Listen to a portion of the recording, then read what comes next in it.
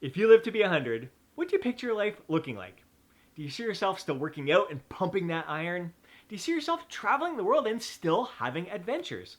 This is a fantastic topic that came up this past week in the Jack That's 40 Club, where one of the members mentioned his kind of fascination he has with Peter Attia's concept of the Centurion decathlon, where you'd list 10 things that you would want to do when you're age 100, kind of work yourself backwards, what you need to do starting right now, leading up to that point. One of Peter's goals is to do a goblet squat. I forget the weight that he recommended there, or that he wants to achieve at that point. He's like, all right, so if I want to lift that weight for a goblet squat at the age 100, what do I need to be lifting when I'm 80? How about 60? How about like right now at the age of 46, what does he need to do to kind of set himself up for success in order to achieve that goal when he's at the age of 100? Now, for myself personally, I love this concept, and I have some great role models that kind of give me the idea of what is possible if I was to reach 100. One of them being my great grandmother. I remember walking into the nursing home. We had to pick her up for an Easter gathering there, and just seeing her vibrant energy in her 90s. And my parents tell me stories that they'd go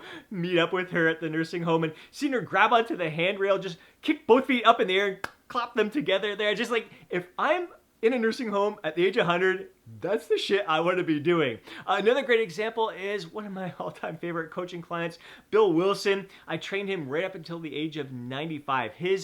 Right up to his final days, he was pumping iron, and he was going on adventures in his 90s, going to Japan and walking up hundreds of steps up to the temples. Now, how different is that experience when you are like almost 100 years old and you get to see those temples up close and personal, compared to like if you needed a walker, even in a wheelchair down at the bottom, and you can only see those temples from a distance. Also, I have my parents, like my dad, 70 years young. My mom's going to be 70 later on this year.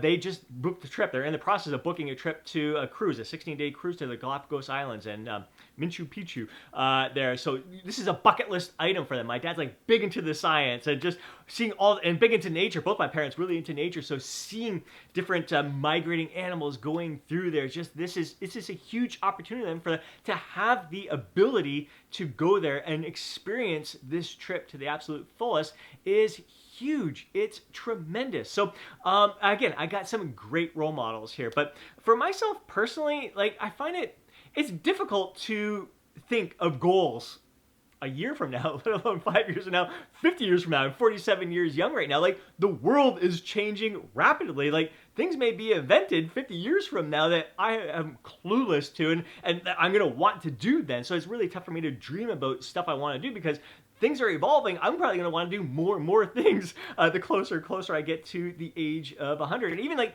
there's some things around right now that I may not be aware of that I want to do when I'm 100. Like, for my dad, a great example here. He learned how to paddleboard at the age of 70. This past summer, he went on paddleboard for the first time and fell off a couple of times, but it's been great for his balance, and now he wants to keep doing it. And they're out on their kayaks and all that stuff. Like, when he was my age, 23 years ago, paddleboarding was not a dream of his. He would never imagine, when I'm 70, I want to be paddleboarding. When I'm 100, I want to be paddleboarding. Stuff like that wasn't even an idea for him. So that's the kind of thing I don't even really like to think too far in the future. As much as this is a fun little exercise to think of, I try to focus on the moment more than anything. Like, even for myself personally, I would have never thought, like, if I wrote my list of 10 things that I want to do when I'm 100, like, yoga would have not been on that list. Like, I'm now on my list, I'm like, I would love to do a handstand when I'm 100 years old. Like, 6 months ago, before I started practicing yoga, there's no way a handstand would have been on my list. But now I'm working, I'm like, man, imagine being able to do a handstand when I'm 100 years old. Like, seeing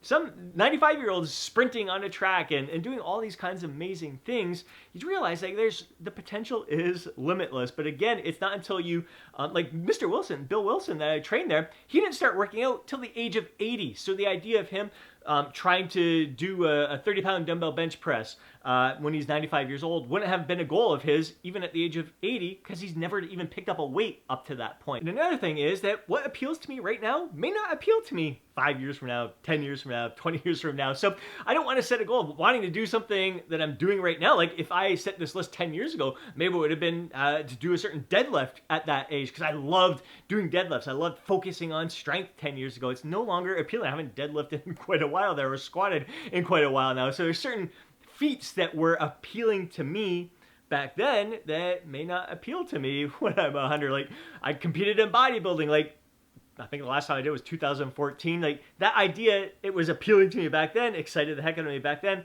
no longer really appeals to me. So the idea of maybe stepping on stage at 100 years old, it's kind of exciting. Maybe I would do that just for fun, but who knows? Things change. So what appeals to you right now may not appeal to you down the road. But the main thing is, like, rather than focusing on these long-term goals, everything, I figure if I focus on expressing the best version of myself right now, doing what is in my best interest right now to thrive in this moment, if I keep doing that day in, day out, it's going to set me up for the best chance to be able to do whatever the hell I want if I happen to live to 100. So if I want to thrive in this moment, have abundant energy, feel my best, and be able to perform my best in all that I'm doing throughout the day, I know I need to make sleep my #1 priority, which it is day in and day out. It's what I drill into you guys all the freaking time. And the great thing with sleep is that if you live to be 100, it's been shown to have a huge impact on your memory. If you are not getting an adequate amount of quality sleep each and every night, you are not storing your memories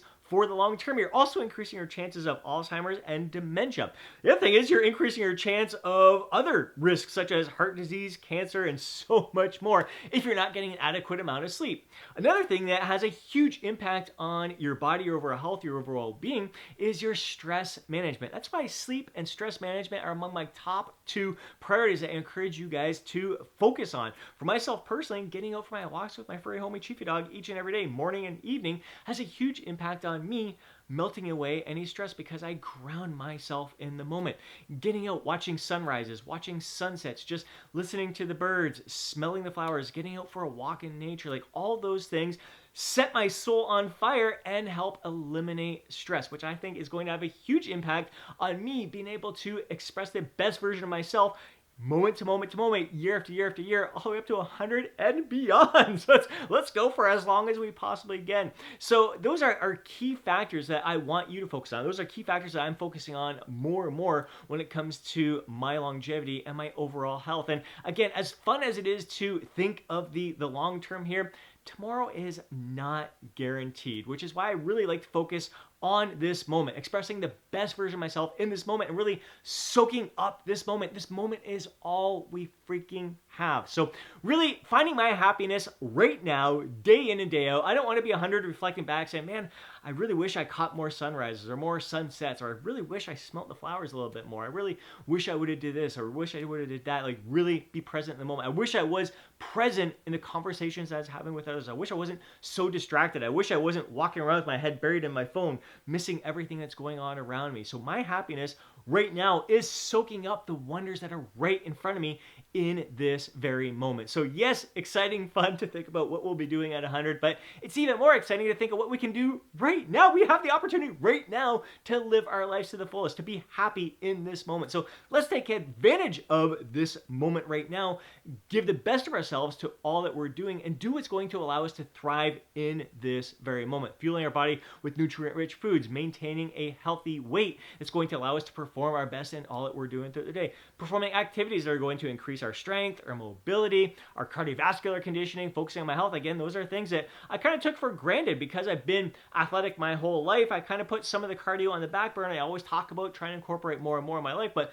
I need to prioritize that even more if I want to be the best version of myself when I'm 100 years old. So focusing on all the different things I can do today to be my best self now and keep doing that day in and day out, so I'm going to be my best self when I'm 100 as well. I hope you enjoyed today's video and this discussion here. I'm really looking forward to hearing from you down in the comment section below. So please, please, please share your thoughts, your insights, your feedback, and your own personal experiences if you're familiar with Peter's work. We're going to be talking a little bit more about this in upcoming videos. I had a great discussion with one of my other friends and coaching clients, Aaron, on this topic. He's reading Peter's recent book about longevity and everything. So talking about medicines and other ways that we can, because like nutrition and exercise can only do so much for us. So what other things, supplementation, medications can help us, again, live our best lives and get to that point of reaching 100 so we can live this, like soak up as much of this life as we possibly can. So we're going to be talking a lot more about this in upcoming videos here. So hope you enjoyed today's video. If you did, please do me a favor and smash that thumbs up button. I'd really appreciate it. If you want to see more videos like this, be sure to subscribe to the channel. Hit that alert button so you're notified each time I upload a video. If you know a fellow bro who would benefit from watching today's video, please do me a favor and share it with them. Before you go, don't forget to download your free guide, Lose Fat, Get Jacked. Have yourself an amazing day. Catch you next video.